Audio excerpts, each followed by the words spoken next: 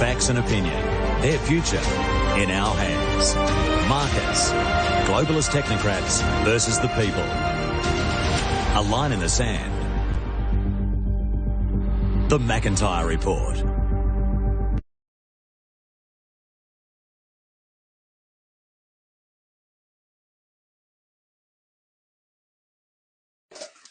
Hi and welcome, folks, to the McIntyre Report. I'm Jeremy McIntyre on behalf of the Australian National Review and ANR TV. Let's talk about quite a few topics tonight.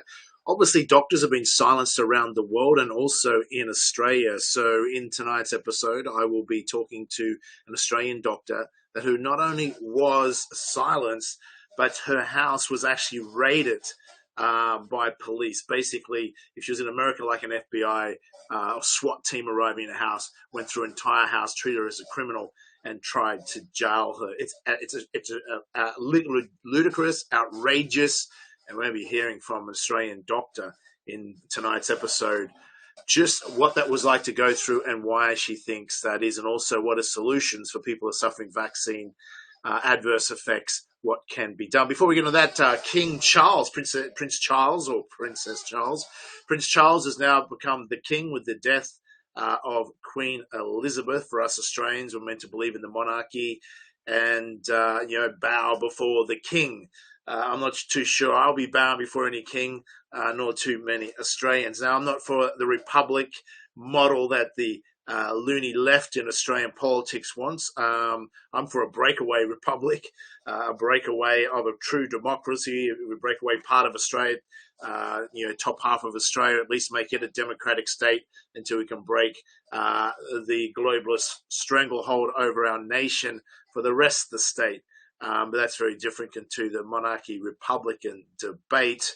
I'm all for real democracy, not the illusion of democracy. So King Charles, my question, which I posted on Telegram and truthbook.social only a few days ago, was this: should Australian children and Australian adults look up to a king, and formerly Prince Charles, and King Charles, considering he is effectively a pedophile protector? He's paid millions of dollars to protect Prince Andrew, who's been caught out, having those, what would you say, interactions with young girls. But worse than that is he's a long-term friend, as is the royal family, of Jimmy Savile. Jimmy Savile was one of the worst known pedophiles in in England. If we have a look at this, and even Netflix, who used to be woke, going broke, but Netflix has decided to no longer be woke because they're sick of going broke, run an expose on Prince Charles, now King Charles, and the royals' deep ties to Jimmy Savile, the UK's most notorious pedophile. So it's not just us highlighting this, but well done to Netflix for allowing that to run. I mean, this is outrageous. So here, where's the mainstream media in Australia? We're going to be doing some more stories of speaking to some of our anonymous journalists, independent journalists from around the world with some breaking stories. But it's not just with Fox News in America. We'll be highlighting one of the reporters that's refusing to run, one of the hosts, a story linking Epstein, the CCP, and obviously Mossad. And it appears protecting pedophiles. Now in Australia, there's journalists that we're approaching with stories, independent journalists, not just us, to run these stories. But there seems to be a protection racket going on in Australia wanting to protect pedophiles. We have Ozzy Kozak, independent journalist and Russian-born Australian, that's suffering a jail sentence, a very harsh 10-month jail sentence right now from several months ago, because at a protest rally earlier this year, he spoke out and mentioned the name of a pedophile.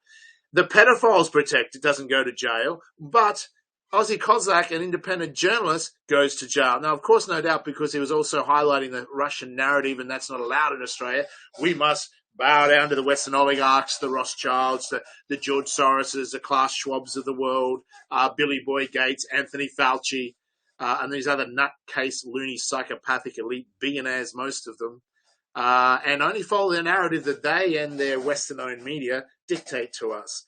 But there's clearly, The fourth largest illegal industry is child sex trafficking, about to overtake illegal weapons sales. You can see how big it is. An industry cannot get that large if one is there's not massive demand for child sex trafficking, and that demand is probably, I'm going to suggest, folks, is not coming from poor people, but probably coming from some very rich people to create the demand and be able to fund the cost and make such a large industry out of this. And that would require high-level protection from both the mainstream Western media and politicians. So we believe that to be true. That obviously, we're now just targeting mainstream media to put them on the notice. Will you run these stories about pedophile protection, or are you going to protect them? And it's quite interesting. Most of them, even in Australia, and we'll release more stories on this. Just go to Australian National Review, keep updated on there, opt your email in, anrnews.com. You'll find us, Australian National Review, anrnews.com.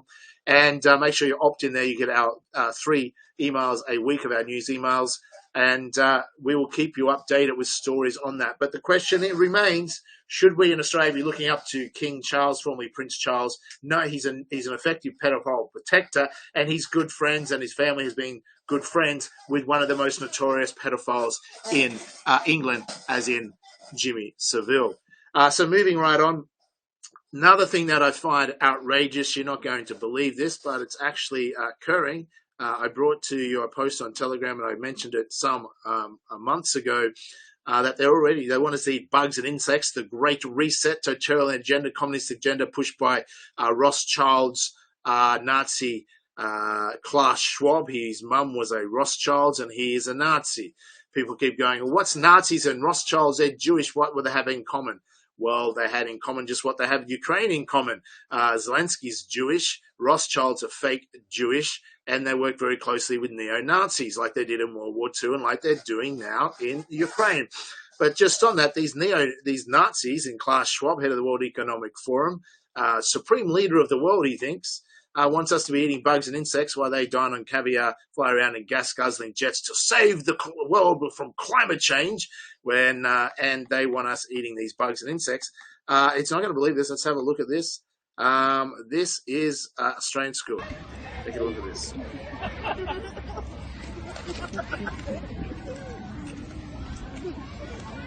Adelaide, what do you think of the chips?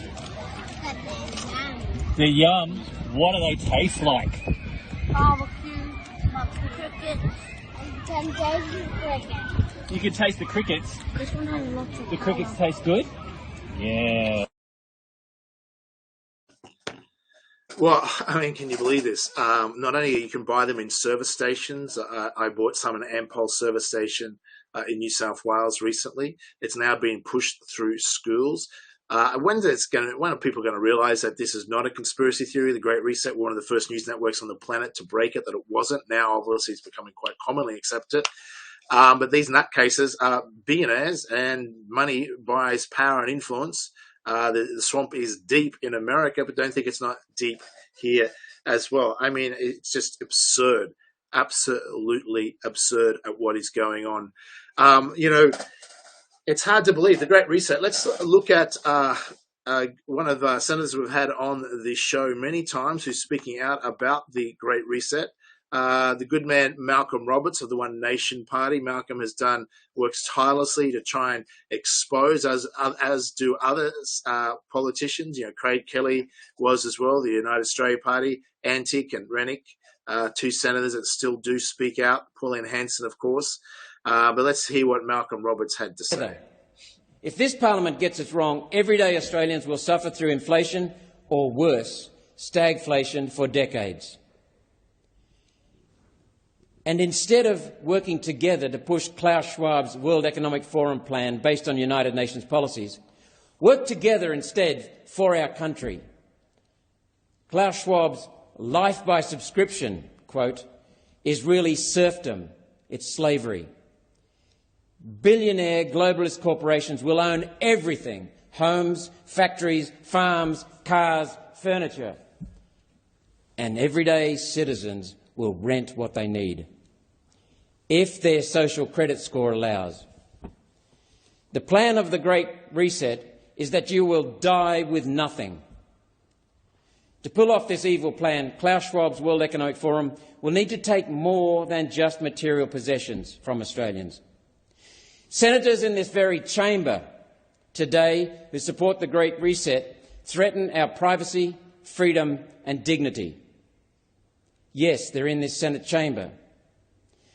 One Nation vehemently opposes the Great Reset, the Digital Identity Bill, theft of agricultural land use, forcing farmers off their land, and all of the Great Reset. One Nation has a comprehensive plan to bring our beautiful country back to sustainable prosperity. And in the months ahead, we will be rolling that plan out. Instead of Lib Lab pushing Klaus Schwab's Great Reset with the tagline, "You will own nothing and be happy," One Nation advocates the Great Resist.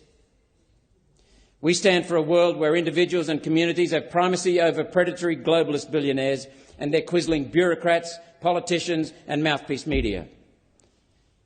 One Nation accepts the challenge to provide a better future for everyday Australians. We have one flag, we are one community, and we are one nation. Thank you, Madam Acting Deputy President.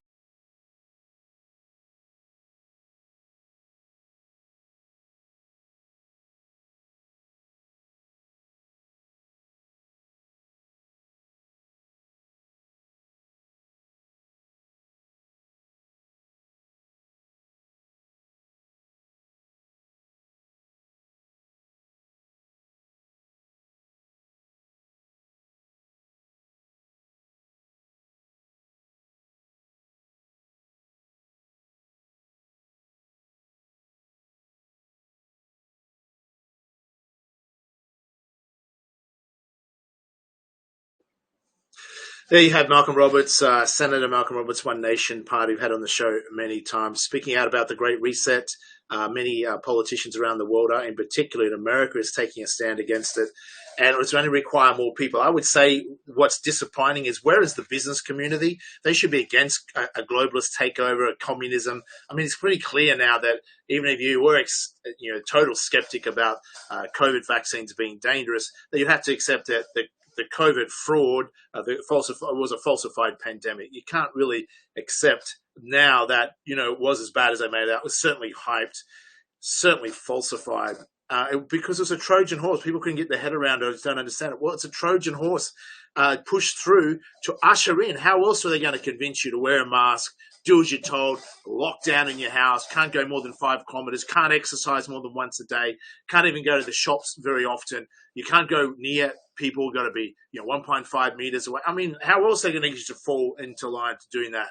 And then to sign up for an app that tracks you. And then, only those who take lethal experimental drugs allowed into the pub or restaurant or participate in society or able to fly, etc. Can you believe it wasn't that long ago when this was the ludicrousy? Couldn't even cross our state borders at Christmas just 9 months ago. I mean, don't think this is over. Don't allow our so-called leaders to lock us down like that over falsified modelling, a falsified panicked hype. And then when you understand this was done deliberately, this was planned, how do we know that? We have the leaked documents, the lockstep documents by the Rockefeller Foundation, and that's how we and others have been able to accurately predict what's going on. Let's go to a quick ad break, and we'll be back with some more. And then we're going to be hearing from a doctor in Australia about just how bad silencing is. One second.